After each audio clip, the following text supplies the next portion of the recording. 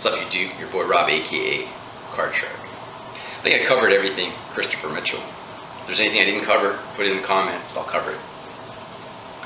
But the one thing I want to point out is that when you gamble and you got negative expectation, no matter what you do, you cannot change the odds. The odds are always the odds. A betting system is not going to save you.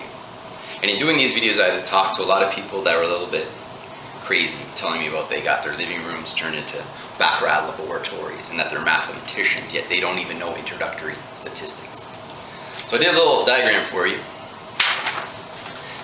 Basically, the horizontal line represents the break-even point. So if you're above the line, you're positive. If you're below the line, you're negative. This line going down is your theoretical loss, which is always your total amount wagered times the house edge.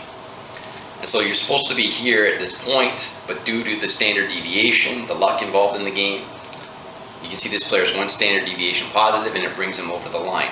As the line goes down, the standard deviation has to be even greater for you to break the plane. So in this case, he's 3 standard deviations and he's above, he's got a net win when he's supposed to have a net loss. But as you go deeper down, even 3 standard deviations represented by this dotted line cannot save you, cannot bring you over the plane. 99.7% of the time you're within 3 standard deviations. To go beyond 3 standard deviations would be an anomaly. But as the theoretical loss line goes farther and farther down, no amount of standard deviations is going to save you. It's just too astronomical to ever occur.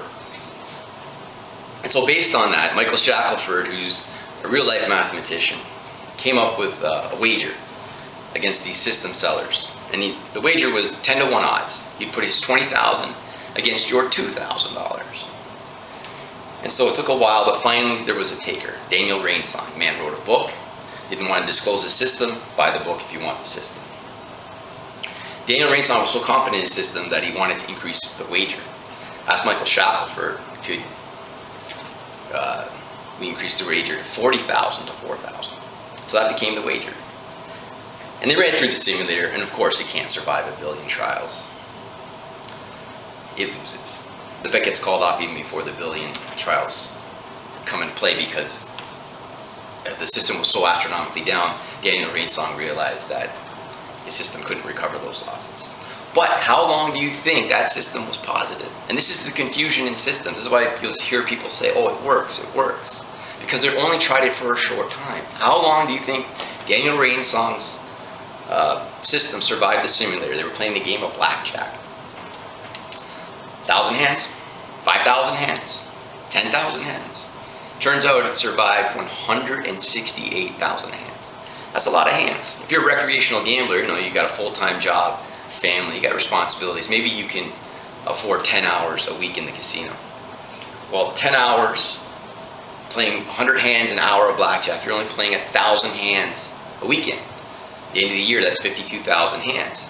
So if you could remain positive for 168,000 hands, you could go 3 years without showing a net loss. Now, that's a long time.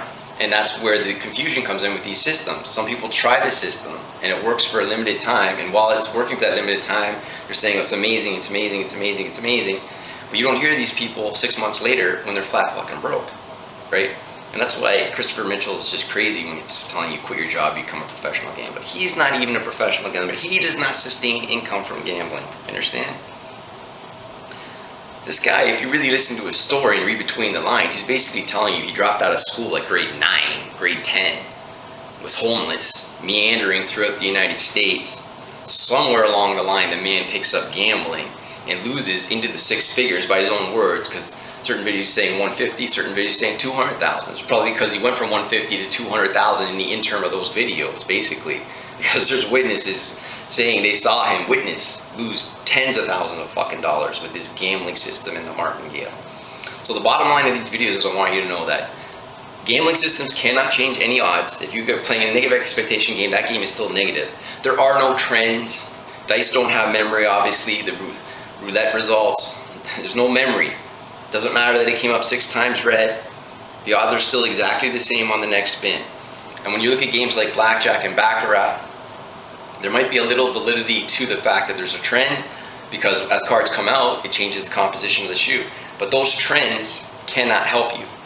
So in a game of blackjack, they noticed, and it got confirmed through a simulator, that if you get dealt, let's say, a 4-card 20, you're more likely to win next time, just because you got 4 cards, 4 or more cards, you're more likely to win the next round. But it can't help you. You still have negative expectation. The next round you increase your bet, you're just increasing the amount lost, because it's still negative expectation. Just instead of 0.5%, maybe it went down a little bit. Same thing with the baccarat shoe. You cannot count the cards in baccarat. They've tried to do it with computers, which is perfect knowledge, and they can't sustain any kind of realizable edge. None. So a human could never do it, because obviously our minds are not a computer. We can't have that kind of perfect knowledge. Our counting systems are simplified. And then on top of that, we're human, we get fatigued, we can make errors. Yeah, so there's no possible way to count down a baccarat shoe. Some of the side bets are countable. Those side bets that Christopher Mitchell says stay away from, actually some of those are beatable. And if you want to look up more on that, Dr. Elliot Jacobson has a website where he breaks down how to count those side bets. But again, it's high variance, and I wouldn't recommend it. So at the end of the day, what Christopher Mitchell is selling isn't true. He's not teaching you how to be a professional gambler. It's not sustainable. If you quit your job, that would be completely crazy, because you might have a winning week, you might have a winning month, but trust me, as those months go on, you're going to have the same result Christopher Mitchell had, which was negative tens of thousands of dollars. And that's just the way it is. You need extra information to beat a game. For example, in the game of baccarat, Phil Ivey got the casino to turn the cards for him, so he was able to exploit a flaw in the card, the natural manufacturing of the card, where he could read the edge of the card. So when he turned them, when they're in the shoe, he can tell if it's a high card or a low card. If it's a high card, 6, 7, 8, or 9, he would bet player and have a 13% edge over the house. And if it was a little card, because the edge, based on the edge, he would bet banker and have a 3% edge. Overall edge, 6.5%. But he had extra information. And based on that, you can cheat. I know at my casino we had very weak game protection, and the managers, we would use the same deck of cards for 3 days. For 3 days we'd use the same deck of cards. And one of the managers, I don't want to name him because he's still in the casino industry to this day, had access to the lock cabinet. And so he was a little sweet on this girl who was a compulsive gambler. And we had a VIP room where you could play all the spots and stuff. Private room. And so what he did was, prior to locking the decks into the cabinet, he sorted them by the edge. So he put the high cards, the aces and faces, one way, based on the edge, and the other cards were obviously the other way.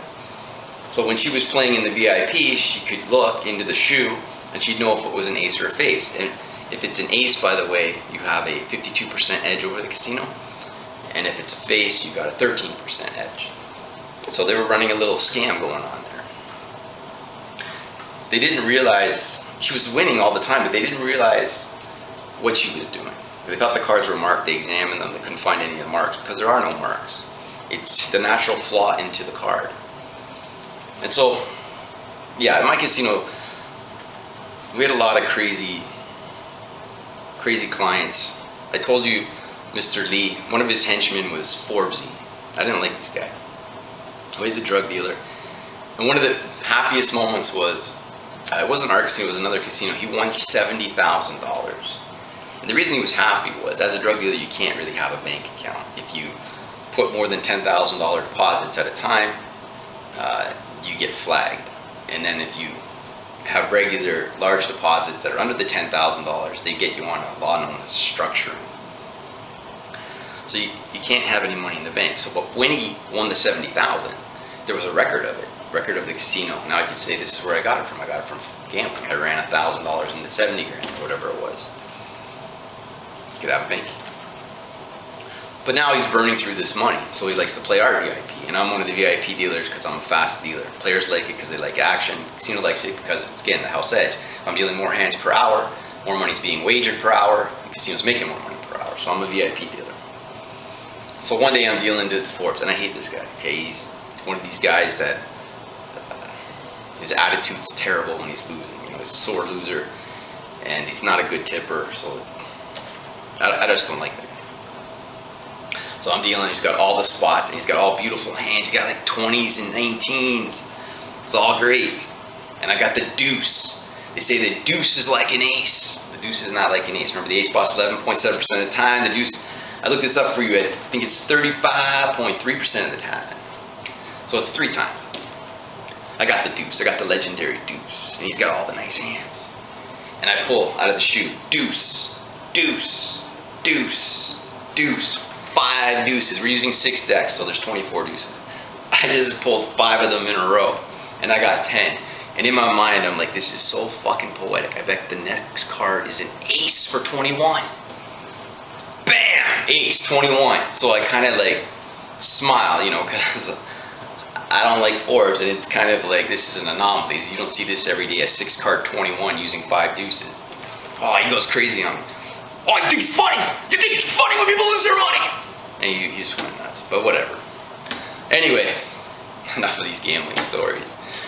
Good luck on your gambling. See you next time.